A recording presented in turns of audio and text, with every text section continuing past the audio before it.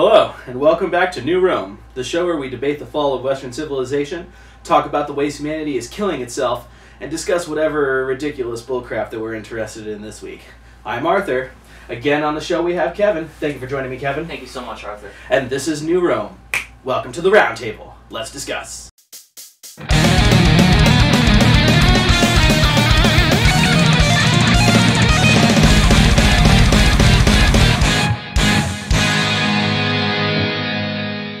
Hi, welcome back. Again, I'm joined here by Kevin. It's a pleasure to have you on the show again, Kevin.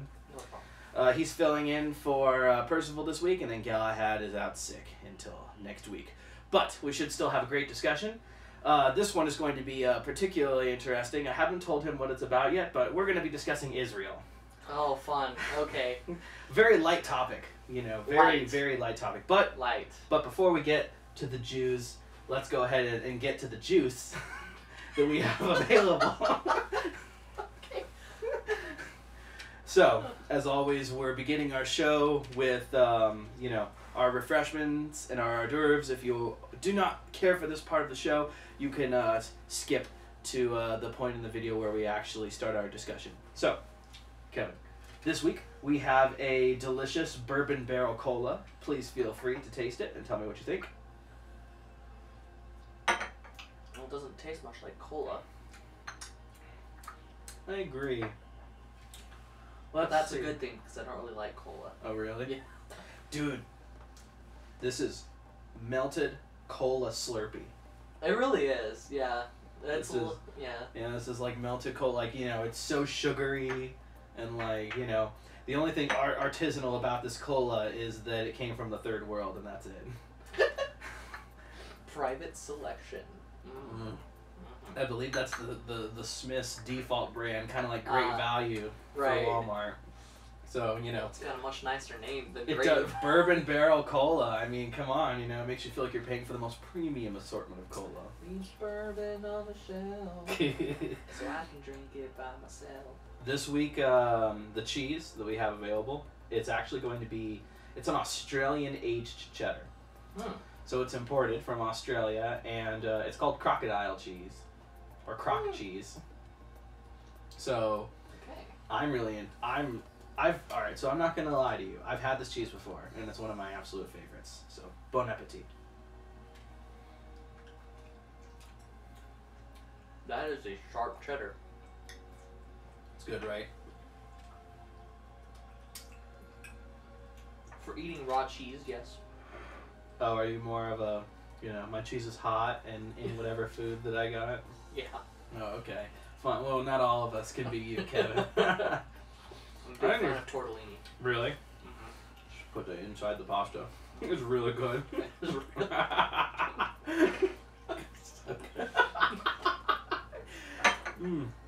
Oh, man. But I really love it. It's a good cheese. The chocolate this time around is actually a de leche chocolate. So it's burnt caramel. Ah. So, please, feel free.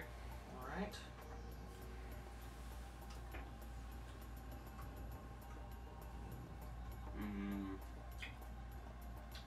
That's good. I can't taste the caramel. Well, no. So it's not filled with caramel. The chocolate is like made using burnt caramel. Oh. Interesting.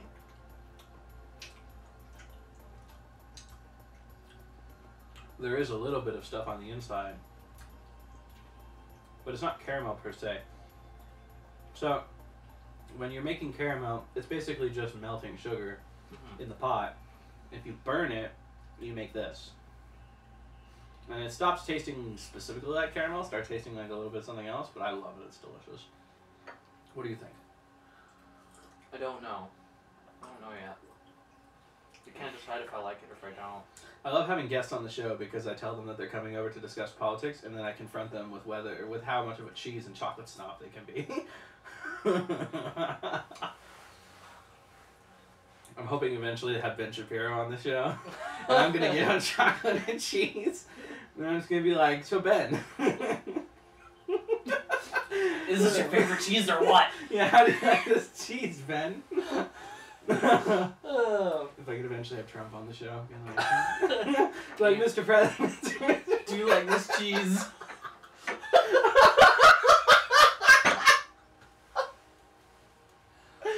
Oh gosh. My. That's so funny. Alright. I'm not sure that I like that one. Which one? The chocolate. Oh, really? Yeah. No, I'll eat it. Alright. So, if you're getting to us, if you've skipped to this point in the show where we started talking about the actual topic, we apologize that discussing eating cheese with the president wasn't interesting enough for you to keep up with us. But, so, this week's topic, Israel. So, I mean, last week when I had you on the show, we were talking about immigration, and I started, and I told you where I was coming from. Now tell me what your take on Israel is, and then I'll play the attacker. You play defense this time. Okay. Israel's a difficult topic to broach. How about this? I have a position on it. Okay. I have to think about it a lot. So my position on Israel is that we should not be giving them money. Okay. You have a libertarian position on everything. Yeah. Yeah. We shouldn't be giving them money. Okay. They don't need our military help. Oh no, have you seen the Israel Yeah, the military? Israeli military is one of the best in the one world. of the best. They don't need us. They could easily take on the entire Middle East by themselves Turn if it they into a parking wanted lot. to. So I don't see why we're so invested in protecting their interests. Right. And I get that having allies are important and stuff, but like we're also allies with Saudi Arabia for better or for worse. And they're on the UN Human Rights Council. Yeah, and there's some weird things about that. I think that the United States as a country should be a little more, I don't know, more picky and have a more clearly delineated preference in allies. Right. And while I would imagine that Israel would still be one of these, I don't see how we can be allies with all the other people that we are with and be allies with them.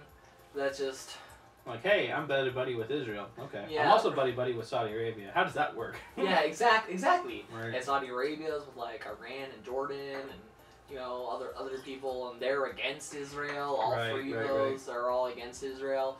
And so it's just like, well, if they get into a conflict with each other, which they regularly do. Right. It's Like, amazing. It's purely Well, I don't like playing both sides of an issue, and in that case, like the United States has been perpetually playing both sides of the issue since Israel was like founded in a country, which.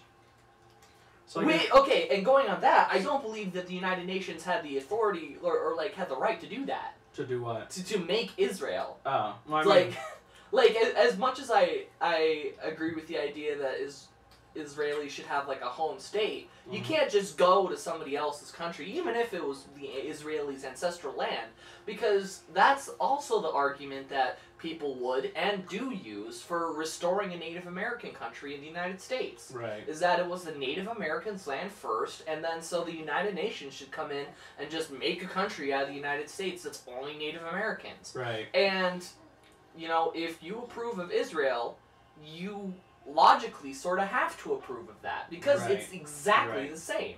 And I don't. Right. I don't agree with arbitrarily carving up countries in order to satisfy the needs of an indigenous people. Right. So here's where I'm coming at it from, right? So I believe in the power of fire and blood and conquest, right? And so did the UN have a right to do what they did when they created Israel? Well, I mean, whoever has the right to do anything beyond the point of a sword? Right. I mean, if you can do it, if you're powerful enough, if you have enough military might, there's no such thing necessarily as a legitimate militaristic infraction. There's just, I have the troops and you don't. Right. Goodbye. Like, either get out of my way or be crushed underneath my military might. And so when it comes to the legitimacy of Israel, I personally think Israel has every right to exist. And as far as what the United Nations did, I mean, look at it like this, right? On the one side, you have a Native American with, you know, his technology, his Stone Age technology, right? Because, I mean, let's not beat around the bush, right? You know, you had just as long as the rest of civilization, and you didn't do anything with it. Yeah. But then we get into guns, germs, and steel, and it's like, you know, I get it, you didn't have livestock animals, and your agricultural revolution wasn't the same, but it's irrelevant, right? So, I mean, it is relevant, but not for this particular discussion, right? And then you have European settler. I'm sorry, I have gun, you don't have gun, I kill you, you are dead, I take your stuff, and then that is how humanity pretty much forever has propagated.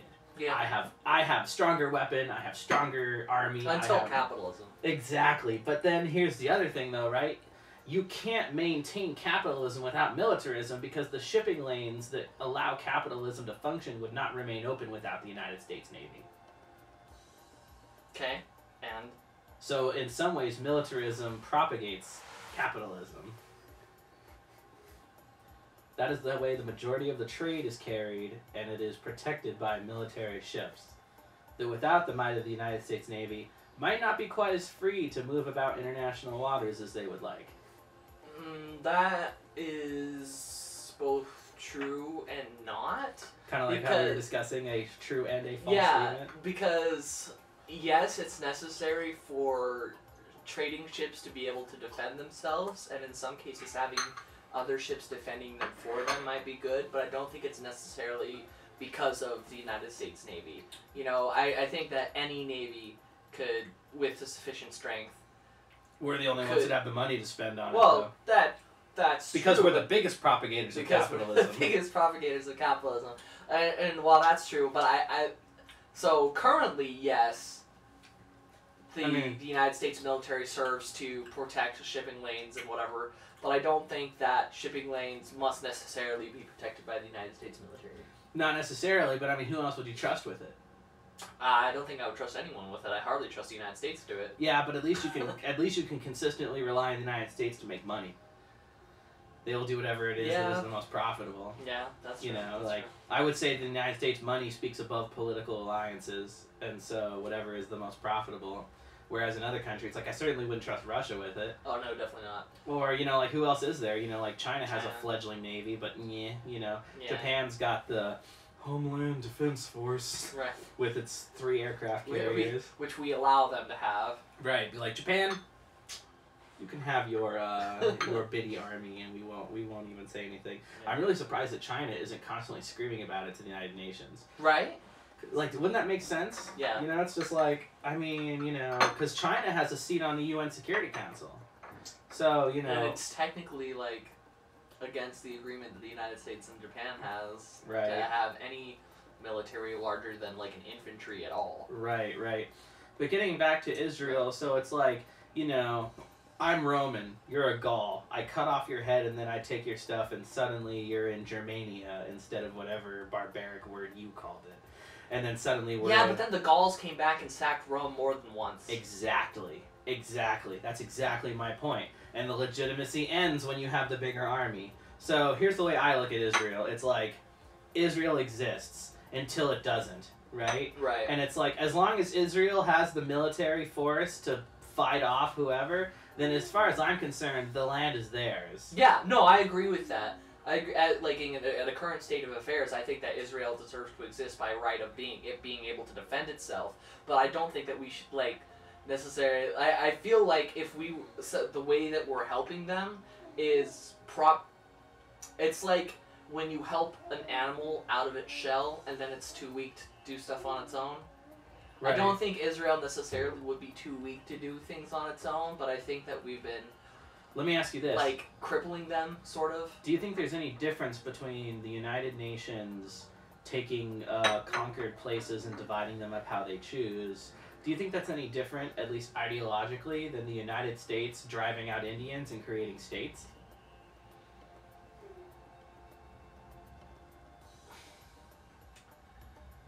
Yes. And the reason why is because the United States did it through having might. So what they did was they went through and they conquered that land and they brought civilization to it. what the United Nations does Mm-hmm. is different. Maybe not in its moral fundamental, like, maybe not on a morally fundamental level, but in practice, like, going through and saying, hey guys, by the way, so you no longer have this land, without, like, fighting for it or working through it, simply because they're the United Nations, they get to go around and take things from other people and redistribute it. Right. It is, like, different to me than people coming in with swords and guns and saying, we want to live here now. And other people saying, well, we don't want you to live here now, and then there being a fight, and the people who want to live there now winning. I understand is different. I understand that it's more vicarious with the United Nations, but at the same time, though, you know, I mean, we're not even necessarily, because you can't really pin it all on the United. As much as I hate the United Nations, you know, the main, you know, when we're talking about the formation of Israel, we really have to talk about the British, right? Because it's really the British, you know. Well, this is mine. I took it, you know. And I'm going to give it, you know, and then they promise it to, like, 8 different people, and they're like, I'm going to give it to you, or you, or you, or you in the comment section, or you, you know? Right. And then it's like, you know, spin the wheel. Up, Holocaust, the wheel has been shifted. You know, like, the Jews get it, you know? Right. Which, I mean, you could make I've seen it argued that in some ways, the creation of Israel was how post-World War II Europe avoided a Jewish refugee crisis after World War II. Yes. Yeah. That makes sense, but, like... I've seen that argued where it's like, you know, you have all these Jews that have been displaced by the Germans, who have had everything taken from them, who have no real hope of returning to anything because everything has been blown up. It's like, you have the potential right there for an immigration crisis. How do you avoid that? Well, you can't kill all of them. That's kind of what you just, you know, tried to stop. So it's like, what are you left with? Well, you could create Israel. Be like, you know, Britain's probably thinking in the back of its head, you know, like, what could I do? You know, like, yeah. I could promise it to the Jews. And then, I'm not even sure if they actually planned on going through with it or not, if they just promised it to them because they're like, hey, you can have that, go over in that direction, you know, and then just leave them to dry. But who even knows? So, Yeah. But I mean, England can do whatever it wants with its territory that it has taken using militaristic force. And if it chooses to give that to the Jews, I mean, whoever the powerful is, whoever the triumphant is, they get to write history, they get to write the rules, they get to decide how the spoils of war are divvied up. And to me, that's all Israel really is a spoil of war. Now it's going to be the propagator of war. And I don't even really blame them. I honestly have no idea why Israel has not turned its neighbors into a parking lot yet. The only feasible answer I can think of is Russia. Is the only... Russia doesn't want them to do it. Going back to Britain, though, Britain wasn't an empire anymore at World War II, was it? Mm-hmm. I thought Britain was forced, or maybe it was World War II, as a condition of entering the war, as a condition of the United States entering the war, Britain had to give up its imperialism. Yeah, that was World War II. That was World War II. For some reason I was thinking it was World War I. England didn't need our help in World War I. The war wasn't even in England. It was literally just in the trenches of no man's land in France. Well, yes, but, like... You didn't see the kind of devastation that would have led Britain to give up all of its frickin' territories in World War I. I mean, yeah, you know, England is exhausted by the war in World War I, but you don't see the widespread economic and infrastructural devastation. Well, but it was bad enough that they tried to frame Mexico. Right. Right. Right. It was bad enough that they planned this giant, like, imperial espionage spy movie mission to make it look like Germany was trying to recruit Mexico into the war, which I'm pretty sure Mexico would have been like, that's not a good idea, because even back then Mexico was still crippled. I mean, we had just fought the Mexican-American War. Beat them and beat the literal crap out of them and finished taking all the entire rest of the western United States. Just like, what, 20 years before that? 30? Let's see. So you're talking about World War I? Yeah, so right. So that puts us in 1915, because the war ends in 1917. Mm-hmm. 30 years before that, putting us in the 1890s. Yeah, so like, you know, 50 years, within the ballpark. 50 years. Within the ballpark. Because it was, I can't remember if it was before or after the Civil War. I think it was after. It was after, wasn't it? Yeah, I think it was after. Yeah. Because you have, because you have the creation of because California and Nevada are both in the mix after 1849. Right. So and they're toss-up states. Right. But Texas was already there. No, it would have been before the Civil War. Why am I thinking? It was before the Civil War because Texas was already a state. Right. And it was fought over the Texas, Arizona, and New Mexico territory. So.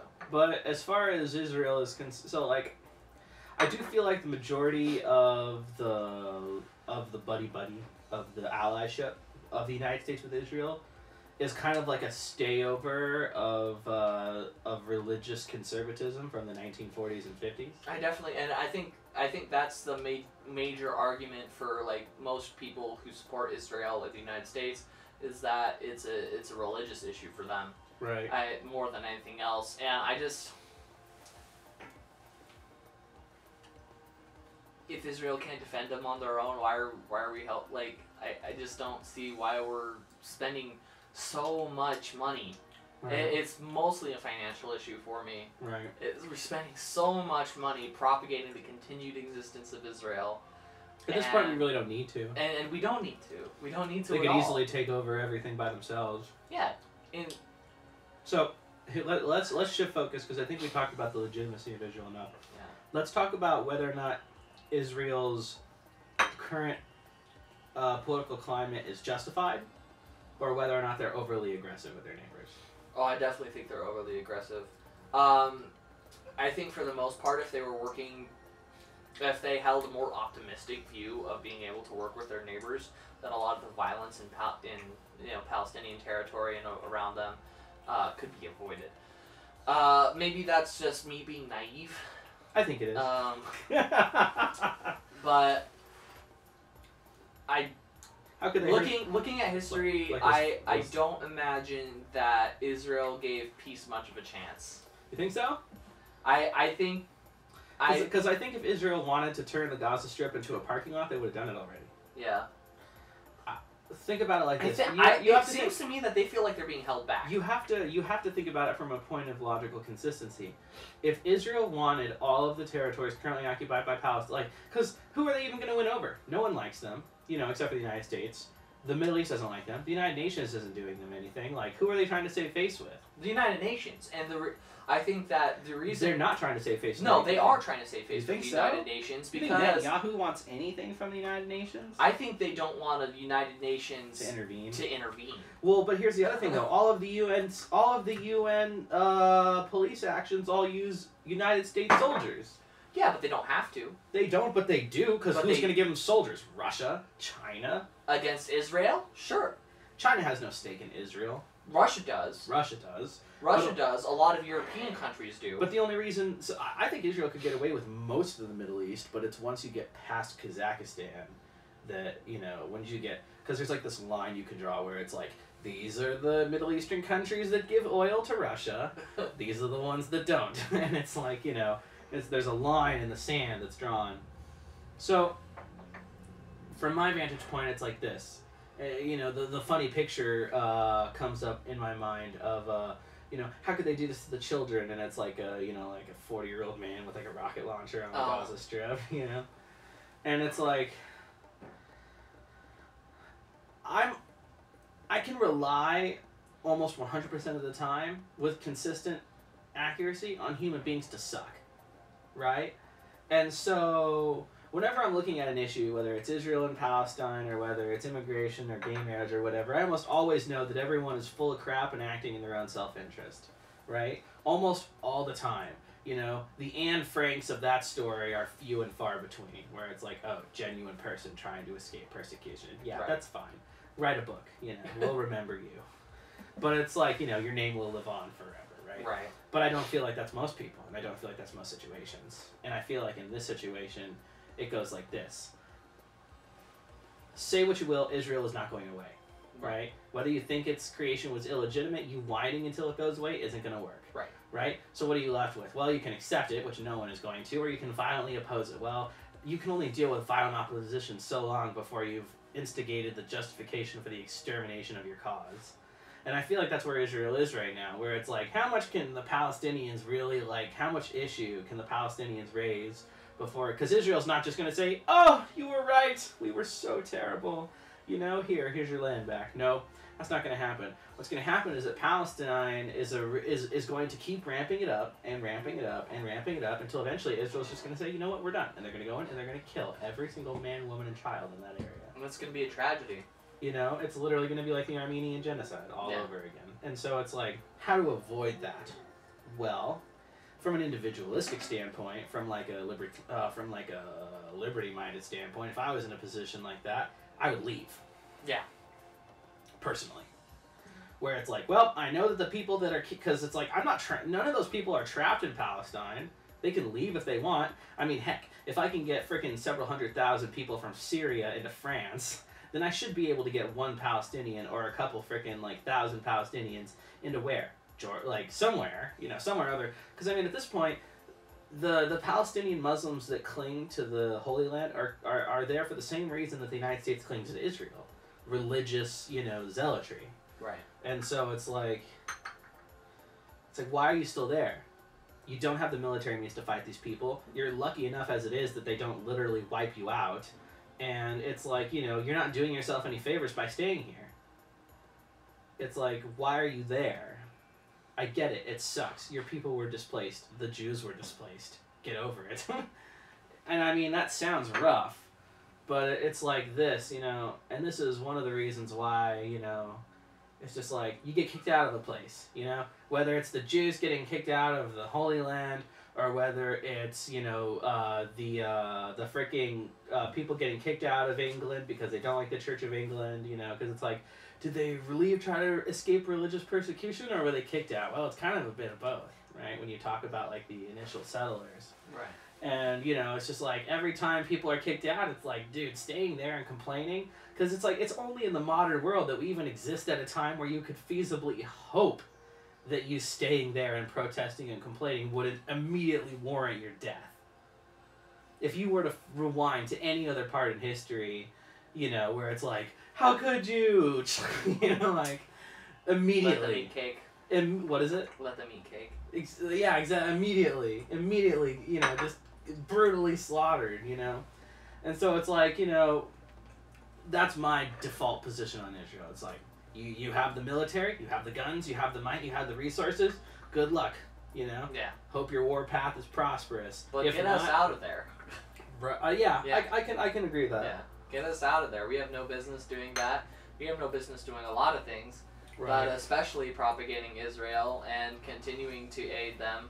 And because what if they do go out and they slaughter all of Palestine, and then if they go farther, why would we want anything to do with that? We would definitely be financially responsible. Yeah, we'd definitely be financially responsible. There's a huge anti-war crowd in the United States, and it gets bigger every year. And hey, liberals recently rejoined the anti-war crowd, which is hilarious. About time. Where have they been? Well, Obama with his Nobel Peace Prize and his death list. Yeah, right. It's like, I have a kill list and a Nobel Peace Prize. Work that madness out. Work that madness out. FBI black sites everywhere. Mm. Yeah. Anyways, Guantanamo Bay. Pause. How are we doing on time? How far are we into this segment? 1 minute left. Oh, okay. Let's wrap it up then. Alright. So I guess in the end, I guess the end of our discussion really is, there's really no reason for us at this point to continue giving guns and money to Israel, because they're more than able to conquer the Middle East on their own at this point if they wanted to, if they so chose to. Which they shouldn't, but... I don't know. I'm not entirely sure. Like, some deep psychologically messed up part of me is clinging to the war path. I'm like, yeah. I'm just like, I'm bored.